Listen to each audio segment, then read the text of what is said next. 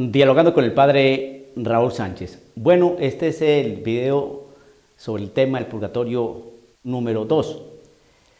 Quiero hacer alguna relevancia frente a este tema de la escatología, de los novísimos, como se le denominaba antes, a esta área teológica, para mostrarles que la Iglesia durante 2000 años de historia ha venido enseñando, transmitiendo esta realidad, ¿no?, del purgatorio.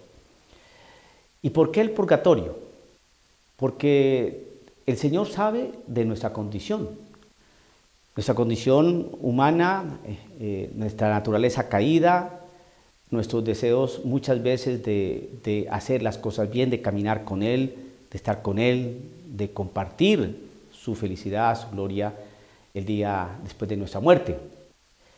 Pero sabemos que nosotros somos débiles, limitados, pecadores, y el Señor también lo sabe.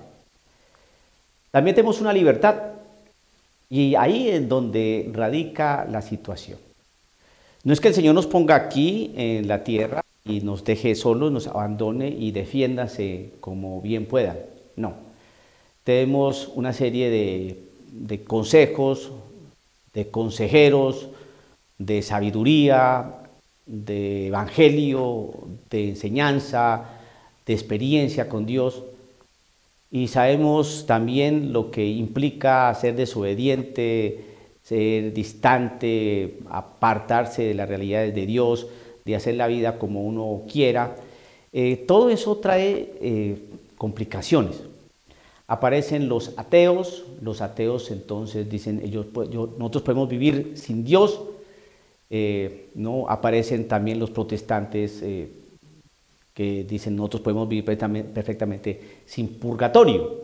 Pero una cosa sí es bien clara, que la doctrina la doctrina de Dios es bastante consecuente y justa. A ver, yo voy a ponerme a pensar como protestante, ¿no?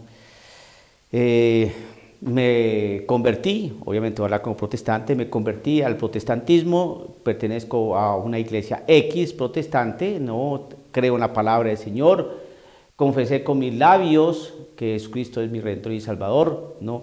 Creo en mi interior que así lo es. Me arrepentí de mis pecados, el Señor me perdonó, me siento libre y entonces empecé a caminar una vida con Él.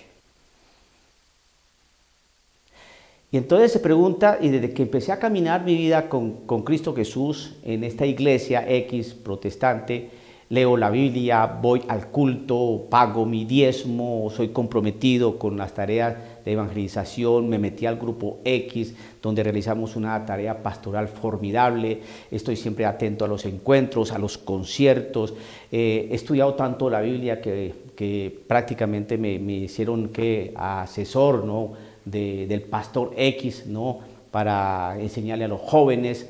He sido un líder dentro de esta nueva iglesia. La gente me quiere mucho, me siento en paz con el Señor, me siento que encontré prácticamente la vida en Cristo Jesús en esta iglesia que me ha acogido y me ha abierto los brazos. Está totalmente equivocado de la gran ramera, de la prostituta que me estuvo enseñando falsedades, doctrinas erróneas, y que ellos no enseñan la palabra sino doctrinas humanas. Pero conocí la luz. Y desde que entré a esta iglesia prácticamente yo me siento un hombre salvado, liberado. Y cuando yo era católico yo me acuerdo cómo era. Pero hoy que he conocido la verdad del Evangelio me siento libre. Gracias, Señor, aleluya, vía Jehová, porque te encontré. Bien, la pregunta es esta. ¿Será de que me convertí ya hace 17 años, nunca volví a cometer pecado? ¿Nunca volví a cometer un error, un pecado con mi esposa, con mis hijos? ¿No he dicho alguna mentira? ¿No me volví a equivocar? ¿No cometo pecado? Pues si digo que no cometo pecado, pues hago mentiroso a nuestro Señor Jesucristo, que es el que nos dice que aquel que diga que no tiene pecado es un mentiroso. Pues lo hago mentiroso a él porque él está diciendo que todo el que diga que no tiene pecado, pues es un mentiroso. Entonces Jesús es mentiroso, no. Entonces sí tengo pecado. O sea que no soy puro. Y si me muero en este instante, ¿voy a entrar al cielo? No, porque nada impura entra al cielo, según la Sagrada Escritura. Y como yo creo en la Sagrada Escritura, porque yo soy protestante, porque yo sí creo en la palabra de Dios, entonces la misma palabra del Señor me dice, no, tengo pecado, porque si digo que no tengo pecado, soy un mentiroso y hago mentiroso a Dios, que es el que afirma que aquel que dice que no tiene pecado es un mentiroso. Pues sí tengo pecado, tengo una naturaleza caída, soy pecador. Bien. Y como soy pecador, entonces no puedo entrar al cielo. ¿Por qué? Porque nada impuro entra al cielo. Y como soy pecador, pues listo. Es más, he cometido pecados desde que me convertí hasta acá. Bien. Y me morí. Entonces, ¿qué pasa con mi vida?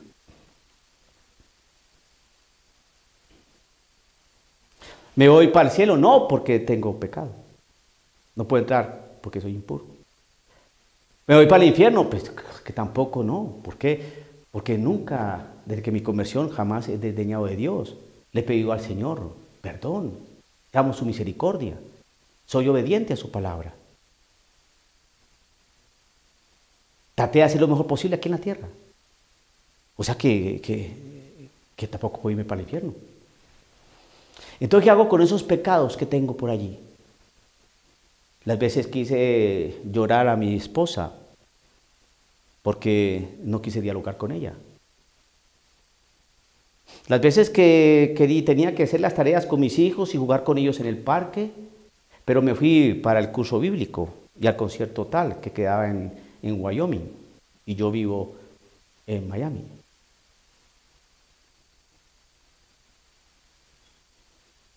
Las veces que mi niña de 15 años, cuando quiso contarme alguna experiencia con su novio, con ese noviecito, su primer noviecito, no la quise atender y me disgusté mucho con ella, porque tenía que ponerse primero a estudiar antes de ponerse a noviarse y cosas de estas. Fui injusto con ella. Y todos esos pecados, no los vi como pecados. Jamás me pude entender con la esposa del pastor. Siempre estuvimos así. Jamás le pedí perdón, ni ella a mí, porque nos ofendimos. ¿Qué pasa entonces con esos pecados? La doctrina católica es bien clara. Y como la palabra purgatorio no aparece en la Sagrada Escritura, eso no quiere decir que no aparezca la palabra, el concepto, o más bien la doctrina. Entonces, eso hay que tener en cuenta. Recuerde, querido amigo católico, hay palabras que no aparecen en la Sagrada Escritura, pero eso no quiere decir que no aparezca la doctrina. Por eso los hermanos protestantes se meten en ese gran problema tan hondo de que creen la doctrina de la Trinidad y la palabra Trinidad no existe. No aparece. Entonces, si no aparece la palabra Trinidad en la Sagrada Escritura, pero si aparece la doctrina, ¿por qué van a desconocer esta misma realidad? Que no aparece la palabra purgatorio, pero sí aparece su doctrina. Es que prácticamente es algo incoherente, que no se entiende. Vamos entonces a nuestro segundo video, el purgatorio. ¿Qué texto vamos a tomar? El texto de Mateo, capítulo 5, verso 21 en adelante. Dice lo siguiente: ustedes han escuchado lo que se dijo a sus antepasados: no matarás, el homicida tendrá que enfrentarse a un juicio. Pero yo les digo, si uno se enoja con su hermano, es cosa que merece juicio. El que ha insultado a su hermano merece ser llevado ante el tribunal supremo. Si lo ha tratado de renegado de la fe, merece ser arrojado al fuego del infierno. Por eso, si tú estás para presentar tu ofrenda en el altar y te acuerdas de que tu hermano tiene algo contra ti, deja allí mismo tu ofrenda ante el altar y vete antes a hacer las paces con tu hermano. Después vuelve y presenta tu ofrenda. Trata de llegar a un acuerdo con tu adversario mientras van todavía de camino. ¿O prefieres que te entregue al juez y el juez a los guardias? ¿Que te encierren en la cárcel? En verdad te digo, no saldrás de allí hasta que hayas pagado hasta el último centavo. ¿Salir de dónde? De la cárcel. Pero aquí no estamos hablando de qué, de dineros. Debes algo. ¿Qué es? Trata de llegar a un acuerdo con tu adversario mientras vas todavía de camino. ¿Qué camino? ¿De qué camino están hablando? ¿De la iglesia a la casa? ¿De mi oficina a la universidad? ¿De mi apartamento al parque? ¿De mi casa, de mi domicilio a la casa de mi suegra? ¿Eso es ir por el camino? ¿De qué camino están hablando? ¿Y quién es mi adversario? ¿Y por qué me dicen aquí pagar el último centavo? ¿Es que le debo dinero? Pues parece que sí, porque aquí dice el último centavo. Y se entiende centavo, pues algo que tenga que ver con el dinero. Pero sabemos perfectamente que si analizamos el texto, esto está envuelto en un lenguaje analógico, comparativo. Nos empiezan a hablar sobre el homicidio. No matarás. Y el que se enoja le pasa esto. Y el que lo insulte le pasa esto. Y si lo trata de renegado, merece ser arrojado al fuego del infierno. Por eso, si tú estás para presentar tu ofrenda en el altar y te acuerdas de que tu hermano tiene algo contra ti, tu hermano, deja allí mismo tu ofrenda ante el altar y vete antes a hacer las paces con tu hermano. Hacer las paces, necesitamos estar en paz con las personas, con nuestros hermanos. Llevar la ofrenda al altar es decir que yo voy a adorar al Señor, yo voy a alabar al Señor, yo voy a entregar una ofrenda. Pero antes de eso, lo de la ofrenda eso está ok. Pero antes de eso, ve y ponte en paz con tu hermano. Por eso dice acá, vete antes a hacer las paces con tu hermano y después vuelve y presenta tu ofrenda. Porque es más importante estar en paz con el hermano. Es más importante hacer las paces con el hermano. Es más importante no tener conflictos con nadie. Es más importante estar en paz. ¿Cuál es el conflicto que tú tienes con tu hermano? ¿Cuál es la pelea que los envuelve? ¿Cuál es la riña? ¿Cuál es el odio? ¿Por qué el insulto? ¿Por qué la ofensa? Trata de llegar, trata, ¿sí ves? Trata. Es una invitación. Porque hay personas que no permiten, pero tú tienes que tratar. Nos ha tocado a veces que uno quiere estar en paz con alguien y esa persona no quiere ningún tipo de diálogo, no quiere ningún tipo de acercamiento. Quiero ponerme en paz porque te ofendí, porque te maltraté. O porque te quiero perdonar, porque sé que me ofendiste también. Trata de llegar a un acuerdo, es un tratar, pero hay que hacerlo. Trata de llegar a un acuerdo con tu adversario. ¿Quién es mi adversario? Mi jefe, mi mamá, mi vecina, mi esposa, el cuñado, el hombre que me embaucó en mi empresa, aquel que me quitó a mi mujer, ese que violó a mi hija. ¿Quién es mi adversario? Trata de llegar a un acuerdo con tu adversario mientras van todavía de camino. Estamos en la vida. Y caminamos. Vamos de camino. ¿Hacia dónde? ¿Hacia dónde crees que vamos? Hacia la muerte. ¿O prefieres que te entregue al juez? ¿Y el juez a los guardias? ¿Quién es el juez? ¿Quiénes son los guardias? ¿Que te encerraran en la cárcel? ¿Quieres eso? ¿Cuál cárcel? En verdad te digo, no saldrás de allí. Es decir, que hay posibilidad de salir. Hasta que hayas pagado hasta el último centavo. Vemos pues que no se trata de dinero, aunque pongan centavos. ¿Pagar qué? Él no pone de acuerdo. ¿Pagar qué? El sufrimiento por estar en guerra, en conflicto. ¿El pagar qué? la ofensa cometida. Hay que pagar. Estas cosas hay que enseñarlas a la gente. Porque la gente va muy cómoda en la vida. Y ofenden, insultan, maltratan, mienten, falsean, son hipócritas, clavan el puñal por detrás. Y van y presentan la ofrenda en el altar. Yo soy del coro, yo aquí canto. Yo soy ministra extraordinaria de la comunión. Y me como por detrás con mi lengua a tantas señoras de la iglesia.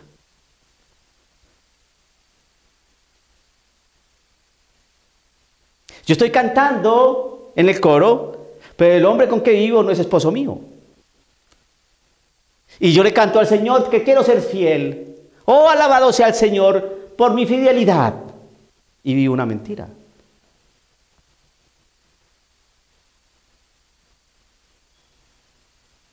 Hay que ponernos en paz con el hermano y con Dios. Porque si no, vamos a tener que pagar.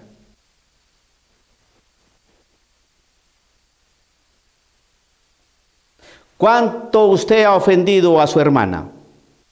Comentó a su hermana de sangre, con mentiras, con calumnias, con chismes. Y se murió usted esta noche. ¿Usted buscó ponerse en paz con su hermana mientras iban de camino? ¿Qué pasó? ¿Murió usted? ¿Y qué va a pasar con usted si no se puso en paz con su adversario, que era su hermana? Pero estas cosas no se enseñan porque esto es sumamente incómodo. ¿Qué hacemos pues con estas páginas? No, sí, lo del homicidio está bien, tome lo del homicidio, a eso sí le da el padrecito. Ustedes han escuchado lo que se dijo a sus antepasados: no matarás.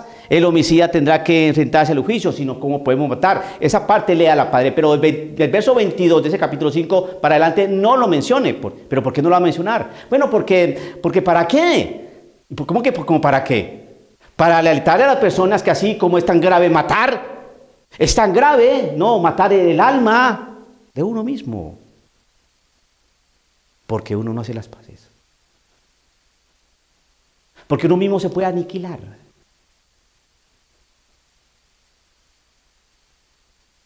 Es que el Señor no solamente dijo no matarás, sino que explicó el por qué llega uno a matar. Primero porque se enoja, después porque insulta y después porque desprecia a la persona. Eso es de renegado. Y claro, como que me enojo, el de enojo me causa a mí mucho calor en la cabeza y en el corazón, entonces llego a insultar, y cuando insulto entonces ya no valoro a esa persona, la desprecio, y cuando yo desprecio entonces yo puedo matar o mando matar. Lo mismo con otras cosas. Tal vez no voy a matar físicamente, pero sí estoy matando el alma, ilusiones, esperanzas, que eso no es importante para Dios. ¿Cuántas veces hemos dañado las esperanzas de alguien, las ilusiones de alguien con comentarios ácidos, negros, cáusticos, porque simplemente esa persona no me cae? Y después me la doy de santo. Y voy a la iglesia y saco así la lengua larga para que me pongan la forma del cuerpo de Cristo. ¿A quién tratamos de engañar? Pero no predique eso, padrecito. Predique la misericordia del Señor, que ese desgraciado que nunca hizo las paces con el otro mientras iba por el camino, cuando se muera se va para el cielo. No seamos tontos ni engañemos a las personas. Esa palabra está allí, en Mateo 5, versículo 21. ¿Qué hacemos con ese texto? ¿Cuándo nos van a predicar lo que tiene que predicarse? No podemos engañar al pueblo de Dios. Si hay infierno, si hay cielo y si hay purgatorio, un estado donde se purifica el alma. Porque aquí, mientras pudo ir de camino y hacer las paces, no quiso. Y siempre hay una justicia. Porque siempre hay una verdad. Y esa es la misericordia del Señor. No la que nos quieren presentar hoy en día, que es una falsedad. La falsa misericordia. El purgatorio existe. Dialogando con el padre Raúl Sánchez.